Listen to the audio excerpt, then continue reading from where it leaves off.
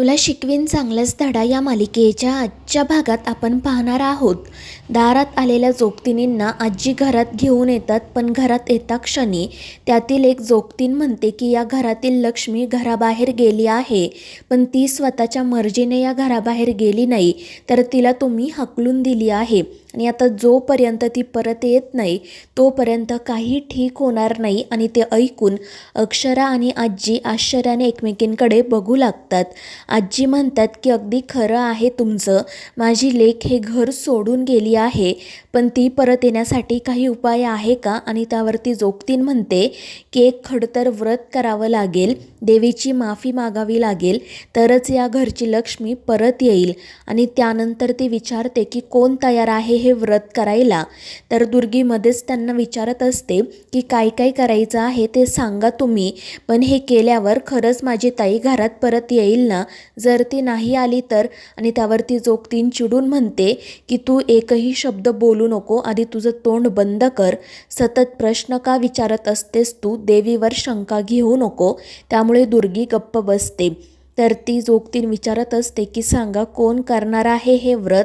आणि त्यामुळे आजी आणि अक्षरा एकमेकींकडे बघतात, पण आजी अक्षराला काही म्हणत नाही. तर जोगतीनच विचारते की ही मुलगी कोण आहे? त्यावर आजी सांगतात की ही या घरची सूनबाई आहे. तर जोगतीन म्हणते म्हणजे सूनसुद्धा लक्ष्मीचंच रूप असते ना, त्यामुळे इने व्रत केलं तरीही चालेल. आणि त्यावर अक्षरा म्हणते की मला माफ करा, पण आम्ही पोलिसांमध्ये तक्रार नोंदवली आहे आणि आम्हीसुद्धा मॅडमचा शोध घेतोय, मग हे सगळं करायची काय गरज आहे? आणि त्यावरती जोगतीन हसून म्हणते की हे सगळं करायची सुद्धा गरज आहे पोरी. तर अक्षरा म्हणत असते पण आम्ही पूजा अर्चा तर करतच आहोत ना, मग हे व्रत कशासाठी? म्हणजे देव सुखकर्ता असतो, तर मग आपण त्याची भीती मनात का बाळगायची? जर आपण हे केलं तरच चांगलं होईल, नाही केलं तर कोप होईल, असा विचारच का करायचा? आणि अक्षराचं ते बोलणं आजींना सुद्धा पटतं. ते म्हणतात की अगदी खरं आहे तुझं. आणि ते ऐकून मग ती जोगतीन जाण्यासाठी निघते, मात्र मग आजीच तिला थांबवतात आणि अक्षराला विनंती करतात की पोरी माझ्यासाठी हे व्रत कर, जर या व्रतामुळे भुवी परत आली तर चांगलंच आहे ना? आणि त्यामुळे अक्षरासुद्धा हो म्हणते आणि व्रतासाठी होकार देते. त्यामुळे आजींना खूप आनंद होतो. दुसरीकडे अधिपती आणि ओंकार त्या महिलांची वाट बघत असतात, पण बराच वेळ झाला तरी कोणीही फॅक्टरीमध्ये येत नाही. मग अधिपती ओंकारला सांगू लागतो की आपल्या दुसऱ्या कामगारांना बोलाव, पण ओंकार म्हणतो की जर त्यांना इकडे बोलावलं तर तिकडची कामं रखडतील आणि या कस्टमरला जसं पॅकिंग लागतं ना त्याचं प्रशिक्षण फक्त या महिला कामगारांना दिलं आहे.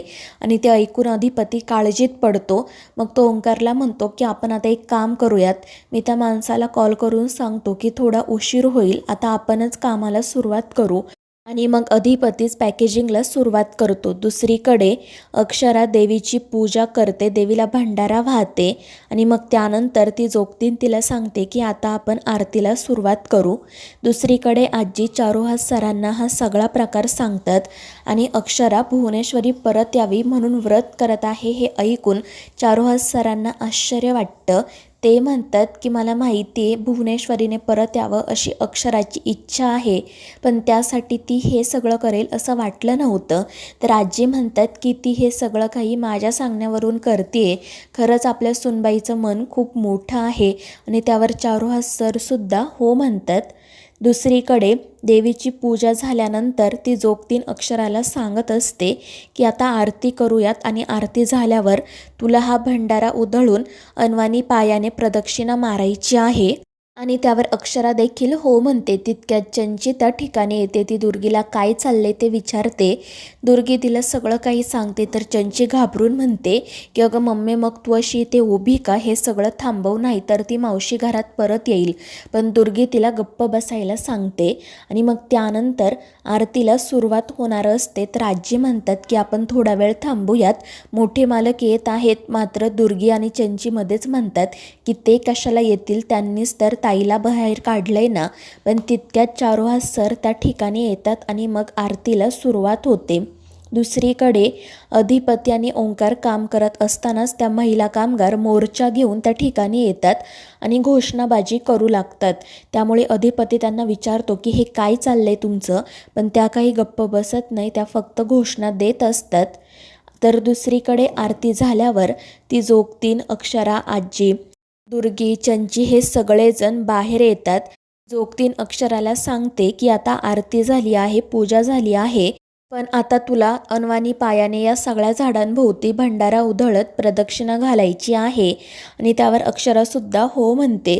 तर दुर्गी पुन्हा त्या जोगतिनीला प्रश्न विचारायला सुरुवात करते. त्यामुळे ती जोगतीन खूप चिडते आणि तिला म्हणते की तू या घरातील शंकासूर आहे, उगाच देवीच्या कामात आडवी येऊ नको. त्यामुळे दुर्गी गप्प बसते आणि मग अक्षरा अनवाणी पायाने भंडारा उधळत प्रदक्षिणा घालायला सुरुवात करते. तर आजी, ती जोगतीन आणि इतर काही जणी देवीकडे प्रार्थना करत असतात. दुसरीकडे अधिपती त्या बायकांना विचारत असतो की ही घोषणा माझी बंद करा आणि काय झाले ते सांगा. आणि त्यावर त्या बायका म्हणू लागतात की धाकटे मालक, आम्हाला आमच्या हक्काचे पैसे मिळत नाहीयेत. आणि ते ऐकून अधिपती म्हणतो की नक्कीच काहीतरी गैरसमज झालाय. तुमच्या हक्काचे पैसे मिळत नाही म्हणजे काय? आपण तुमच्याशी बोलूनच तुमचा पगार ठरवला होता ना, आणि तसाच पगार तुम्हाला वर्षभर चालू आहे. कधीतरी पगारात खंड पडलाय का किंवा उशीर झालाय का? मग हे काय चाललंय तुमचं? त्यावर त्या बायका म्हणतात की आम्हाला तुमच्याशी काही प्रॉब्लेम नाही आहे, पण आम्हाला असं वाटतं की तुम्ही आम्हाला जो पगार देताय तो मधल्याच मध्ये कोणी खात आहे. आणि ते ऐकून अधिपती तर विचारातच पडतो. या बायकांना नेमकं काय म्हणायचं आहे तेच त्याला कळत नाही. तो म्हणतो की आपण सगळे याविषयी नंतर बोलू, पण आता एक महत्त्वाची ऑर्डर आपल्याला द्यायची आहे, तुम्ही पॅकेजिंगची तयारी सुरू करा. पण त्या बायका ऐकत नाही, फक्त घोषणाबाजी करत बसतात. दुसरीकडे अक्षराचं व्रत सुरू असतं. तर चंची आणि दुर्गी लपूनच बघत असतात. आणि मग अक्षराला व्रत पूर्ण करता येऊ नये म्हणून चंचीला एक प्लॅन सुचतो आणि ती काही काचा घेऊन येते आणि दुर्गीला सांगते की या काचा आपण तिच्या वाटेत टाकू, म्हणजे तिला हे व्रत पूर्ण करता येणार नाही आणि ती मावशीसुद्धा घरी परत येणार नाही. आणि मग त्या अक्षराच्या वाटेमध्ये काचा टाकतात. मात्र अक्षराचा पाय त्या काचांवर पडतच नाही.